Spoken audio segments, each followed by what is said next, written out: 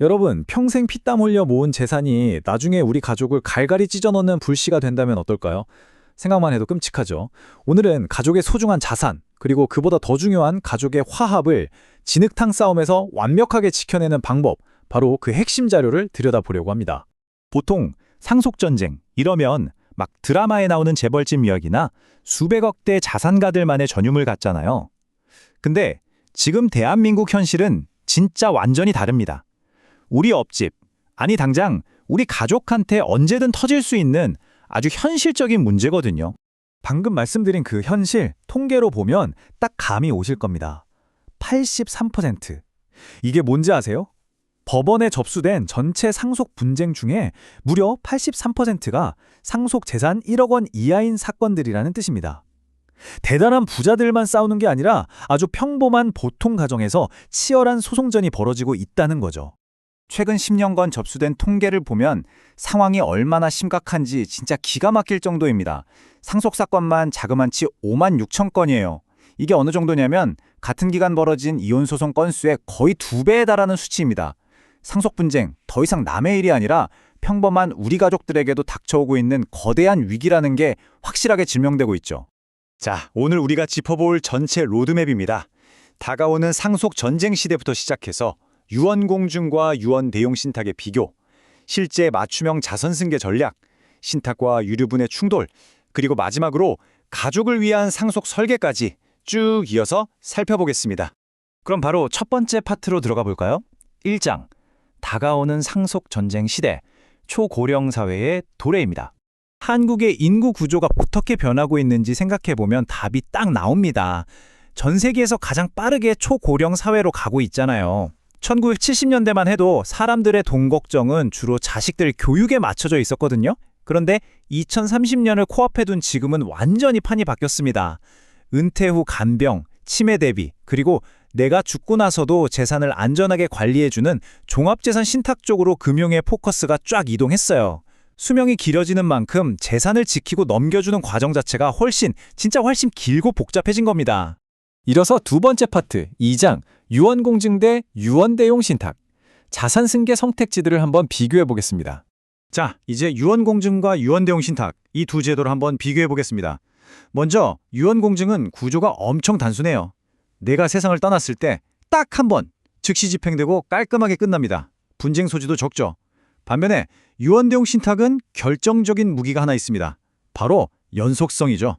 만약 내가 살아있을 때 치매에 걸려서 판단력이 흐려져도 금융기관 같은 수탁자가 내 재산을 계속해서 안전하게 관리해준다는 어마어마한 차이가 있습니다. 딱 정리해드릴게요. 내가 눈을 감은 뒤에 상속인들한테 재산을 한 번에 군더더기 없이 싹 넘겨주고 싶다?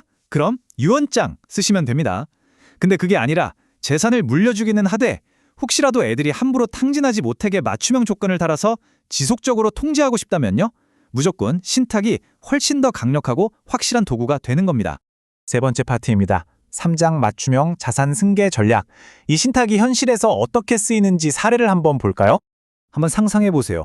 150억 원대 건물을 가진 74세 아버지가 계십니다. 자녀가 둘인데 딸은 직장도 번듯하고 경제관념이 아주 철저해요. 근데 아들은 직업도 없고 돈 쓰는 법도 아예 모릅니다. 아버지 입장에선 진짜 밤잠이 안 오겠죠? 아들한테 덜컥 건물 지분을 줬다가는 순식간에 다 날려먹을 게 뻔히 보이니까요. 바로 이때 유언대용 신탁이 마법을 부립니다. 아버지가 신탁을 딱 걸어둬요. 그럼 살아계실 때는 아버지가 임대료 꼬박꼬박 받으면서 편하게 생활하십니다. 그러다 돌아가시면 똘똘한 딸한테는 건물 지분 절반을 아주 깔끔하게 온전히 넘겨줍니다. 그런데 아들 몫인 나머지 절반은? 이게 포인트인데 아들한테 소유권을 바로 안 주고 신탁회사가 계속 관리하는 거예요. 대신 아들한테는 다달이 생활비 명목으로 임대료만 딱딱 떼어줍니다. 재산도 지키고 자식 굶어 죽을 일도 막아주는 진짜 완벽한 솔루션 아닙니까? 이거 말고 또 기가 막힌 사례가 있습니다. 재혼 가정을 꾸리신 78세 법인 대표님이 계시거든요.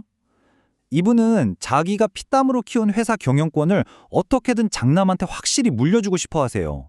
그런데 주식을 장남한테 몽땅 줘버리면 무슨 일이 생길까요? 현재 아내분이랑 차남이 법적으로 보장된 유류분 내놓으라고 소송 걸 게 불보듯 뻔합니다. 결국 장남은 이리저리 치이다가 경영권 방어에 실패할 위기에 처하는 거죠. 여기서 신탁의 엄청난 유연성에 빛을 발합니다. 대표님이 본인 주식의 한 15% 정도만 신탁에 딱 맡기면서 이 주식이 가진 권리를 쪼개버리는 겁니다. 회사를 굴리는 데 필요한 의결권은 장남한테 줘서 든든하게 경영하게 하고요. 돈이 나오는 배당권은 아내와 차남한테 떼어줘서 확실하게 금전적 보상을 해주는 거죠. 가족끼리 얼굴 붉힐 일도 막고 회사는 회사대로 지키고. 와, 진짜 스마트한 전략이죠. 자, 네 번째 파트입니다. 사장, 신탁과 유류분의 충돌. 복잡한 법적 쟁점이랑 최근 판례들을 짚어볼게요. 여기서 계속 등장하는 아주 핵심적인 키워드가 있습니다. 바로 유류분이죠. 유류분이라는 건 쉽게 말해서 우리 민법이 직계가족한테 이 정도는 무조건 줘야 해 라고 최소한의 상속 지분을 강제로 보장해 놓은 겁니다. 내 돈 내가 마음대로 주겠다는데도 법이 나서서 아무리 그래도 가족 생계를 위해 이만큼은 남겨 라고 하는 거죠. 근데 이 엄청 강력한 유류분 제도가 최근에 유언대용 신탁이랑 아주 정면으로 쾅 하고 충돌하기 시작했습니다. 최근 판례 흐름을 쭉 보면요. 법원 분위기 바뀌는 게 진짜 리얼합니다. 2022년 창원지 법원부터 2024년 대법원, 그리고 따끈따끈한 2025년 서울고등법원 판결까지 쫙 이어지는 맥락을 보면 딱 답이 나와요. 예전에는 신탁에 돈 넣어두면 유류분 안 뺏길 수도 있겠네? 하는 기대감이 살짝 있었거든요. 근데 지금 법원은 신탁 이용해서 상속법 요리조리 피해가려는 꼼수에 대해 갈수록 엄청나게 엄격한 잣대를 들이대고 있습니다. 상황이 완전 달라진 거예요. 특히 2025년 서울고등법원 판결은 아주 못을 박아버렸습니다. 요지가 뭐냐면 유언대용 신탁을 유류분 빼돌리는 꼼수로 쓰지 마라, 이겁니다. 겉보기에 재산이 수탁자한테 넘어갔어도 결국 나중에 누가 실질적으로 이득을 챙기냐, 그 수익권의 가치를 유류분 계산할 때 무조건 포함시키라는 거죠. 신탁계약서 한 장 달랑 써놓고 민법을 무시하려던 시도들을 법원이 아예 원천 차단해버린 셈입니다. 마지막 다섯 번째 파트입니다. 5장, 가족을 위한 상속 설계. 결국 가족의 화합을 어떻게 지킬 것인가 하는 문제죠. 오늘 훑어본 내용들이 공통적으로 외치는 하나의 철학이 있습니다. 상속. 이거 절대 그냥 내 이름 지우고 자식 이름 써넣는 딱딱한 서류 작업이 아니에요. 우리 가족의 미래, 화합, 진짜 크게 보면 평화까지 결정짓는 엄청나게 중대한 퀘스트입니다. 세법, 민법, 신탁법, 이런 법적인 퍼즐을 맞추는 건 기본이고요.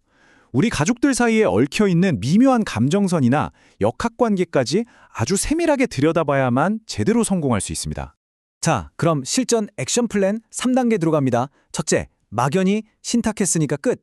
이러지 마시고 전문가 껴서 유류분 침해하는 거 없는지 미리 꼼꼼하고 안전하게 계산 다 해두세요. 둘째, 혹시라도 내가 치매 와서 정신 깜빡깜빡할 때를 대비해서 신탁이랑 성년 후견 제도를 찰떡같이 결합해서 튼튼한 방어막을 쳐두는 겁니다. 셋째, 옛날에 혹시 써둔 유언장이 있다면 나중에 신탁 내용이랑 엉켜서 싸움 나지 않게 기존 유언장은 진짜 깔끔하게 싹 정리하셔야 합니다. 명심하세요. 처음에 제가 말씀드렸죠? 상속 분쟁의 83%가 1억 원도 안 드는 평범한 자산에서 터진다고요. 자, 이제 스스로에게 아주 진지하게 질문해 볼 시간입니다. 여러분이 평생 안 먹고 안 입고 모은 그 소중한 재산이 나중에 눈 감고 났을 때 우리 가족들 물어뜯게 만드는 전쟁의 무기가 되게 내버려 두실 건가요? 아니면 대대손손 가족을 끈끈하게 이어주는 평화의 울타리로 만드실 건가요? 그 선택, 그리고 진짜 준비는 바로 오늘, 지금 당장 시작되어야 합니다.